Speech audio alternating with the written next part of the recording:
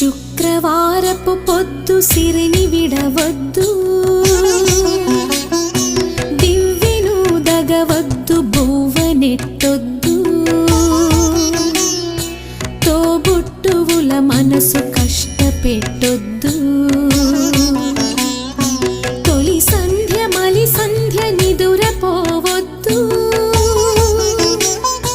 మా తల్లి వరలక్ష్మి నిను వీడదప్పుడు, మా తల్లి వరలక్ష్మి నిను వీడదప్పుడు.